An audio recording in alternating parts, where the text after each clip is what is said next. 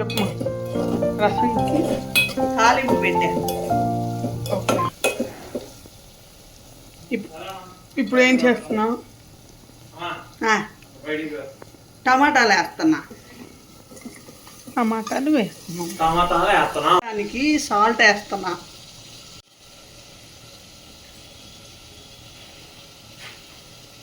మూత పెడుతున్నాం.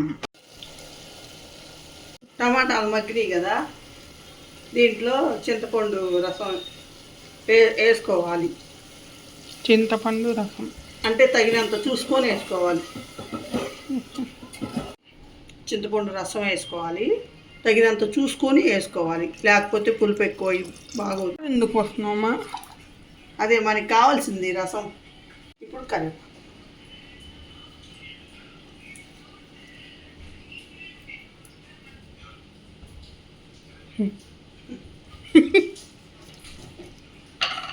తర్వాత ధనియాలు కొన్ని వేసుకోవాలి పైన. రసంలో బాగుంటుంది ఫ్లేవర్. నాకు ఎన్ని కావాలో అసలు ఎట్లా ఉండాలి. టమాటాలు మగ్గటానికి కొంచెం వేసుకున్నాం కదా, ఇప్పుడు చూసి వేసుకోవాలి.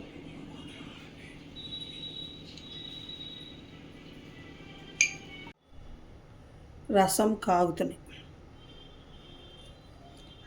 ఇప్పుడు ఫిష్ ఫ్రై చేస్తుంది మా అమ్మ. పసుపు, సాల్ట్, అంటే మనకి సరిపోయేంత చూసుకొని వేసుకోవాలి. కొంతమంది ఎక్కువ తింటారు, కొంతమంది తక్కువ తింటారు కదా, చూసుకొని వేసుకోవాలి. తర్వాత జీలకర్ర పొడి, ధనియాల పొడి,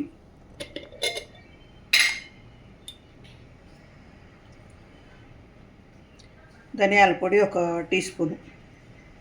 అదే టీ స్పూన్ అంటే అది మాది కొంచెం చిన్న స్పూన్ అందుకని.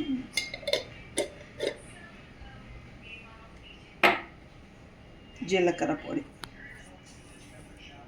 వేయించి పొడి చేసుకొని పెట్టండి.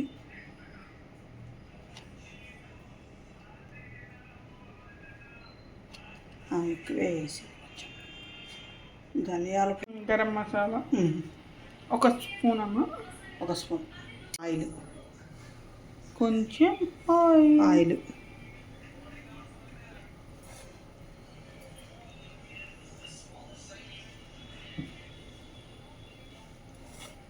ఇవన్నీ బాగా కలిసేటట్టు కలుపుకోవాలి.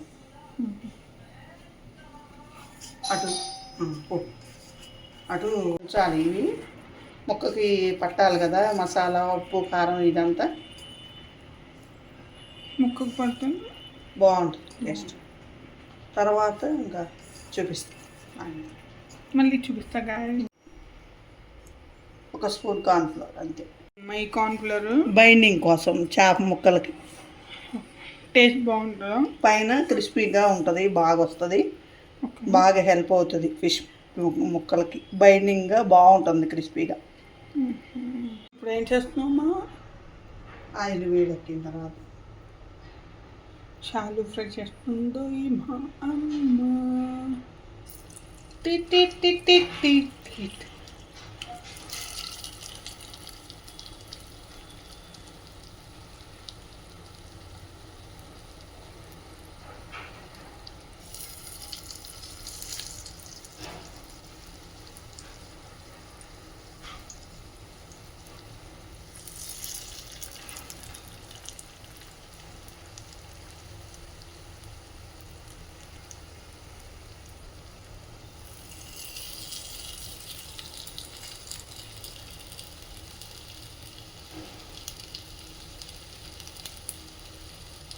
ఇప్పుడు షాలు ఫ్రై చేస్తుంది గాయస్ మా అమ్మ. ఇప్పుడు తిప్పేస్తుంది. చిన్నగా తిప్పాలి.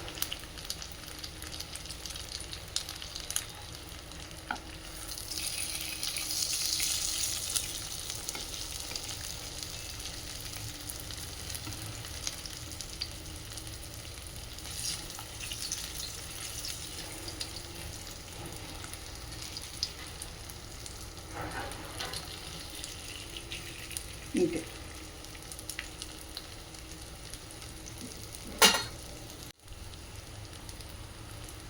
తెలిసిపోద్ది ఇంకోటి. బాగుంది, బాగా వచ్చింది. ఎక్కువ వేగనే వేయకూడదు.